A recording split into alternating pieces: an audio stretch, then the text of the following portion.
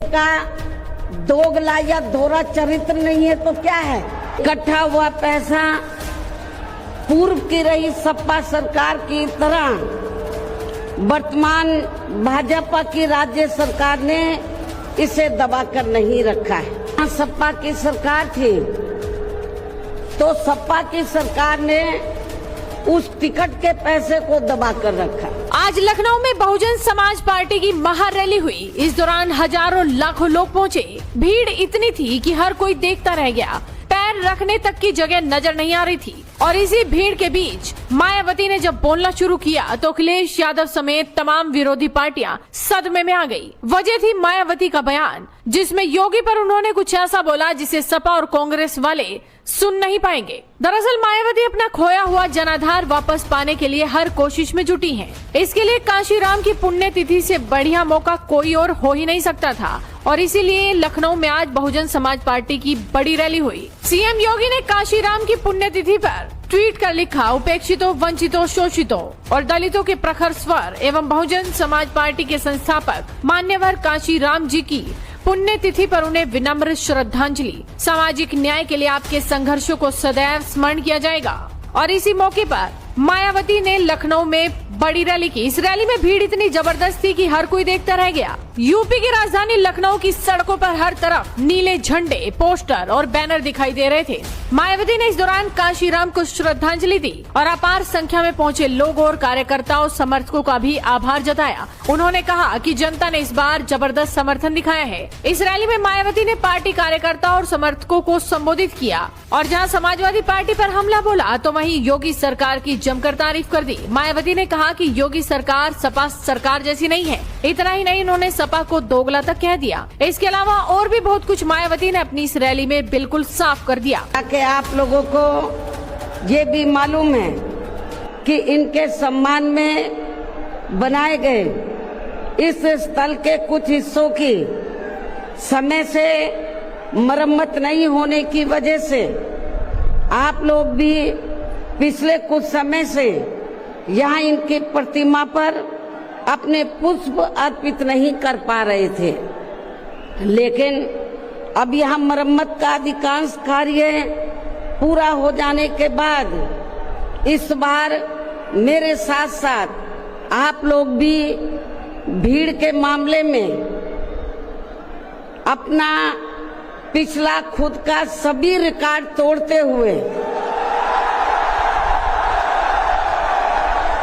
भीड़ के मामले में अपना पिछला खुद का सभी रिकॉर्ड तोड़ते हुए यहाँ लाखों लाखों की संख्या में इस स्थल पर मान्यवर श्री कांशीराम जी को अपने श्रद्धा सुमन अर्पित करने के लिए पहुंचे हैं, जिसके लिए पार्टी आपकी बहुत बहुत आभारी है। साथ ही वर्तमान राज्य सरकार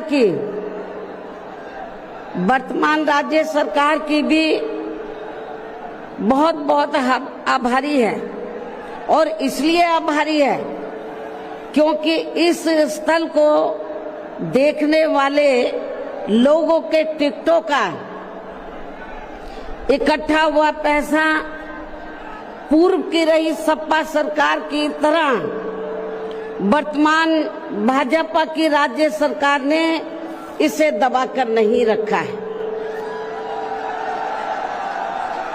बल्कि पार्टी के आग्रह करने पर इसकी मरम्मत करने पर पूरा खर्च किया है।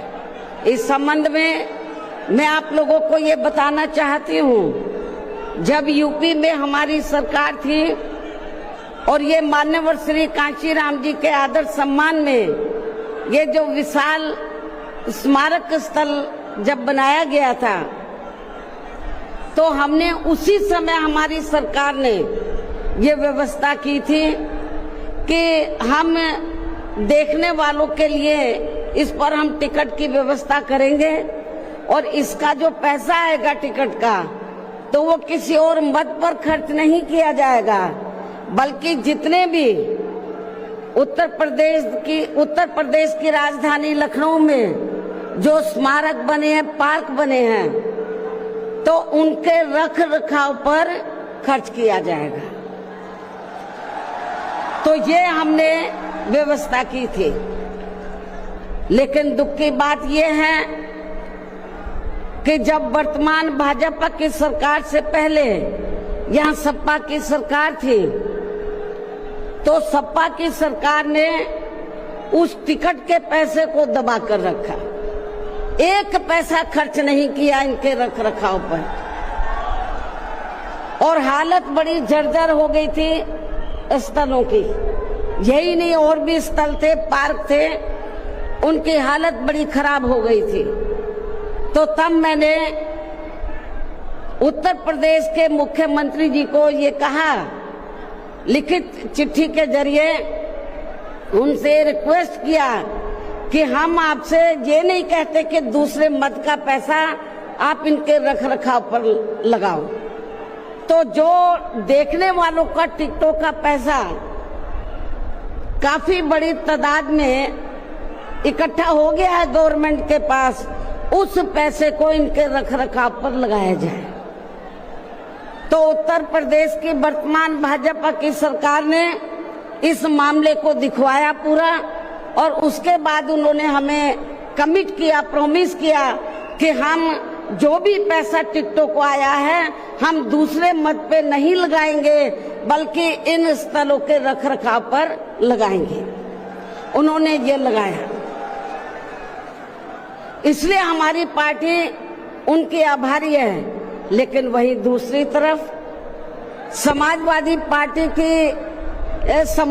पार्टी कि जब यूपी में सरकार थी और ये स्थल बन चुके थे, तो उन्होंने इनके रख रखाव पर कोई पैसा खर्च नहीं किया, टिकटों का पैसा दबा कर रख लिया। लेकिन जब अब वो सत्ता से बाहर है समाजवादी पार्टी, तो अभी 2-3 दिन पहले वो मीडिया में खबर छपवा रहे थे कि हम मान्यवर श्री कांशीराम जी के सम्मान में संगोष्ठी करेंगे।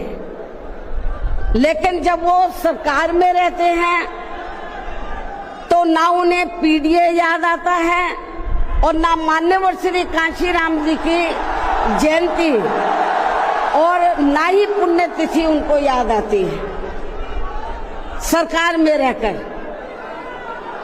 लेकिन जब वो सत्ता से बाहर हो जाते हैं तो समाजवादी पार्टी को फिर याद आता है कि हमें संगोष्ठी करनी चाहिए।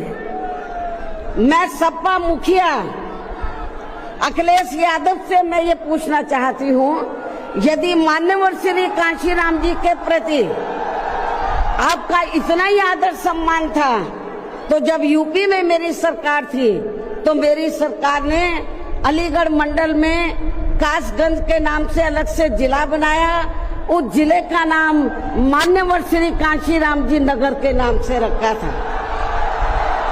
लेकिन जैसे ही समाजवादी पार्टी पावर में आई, उन्होंने नाम बदल दिया।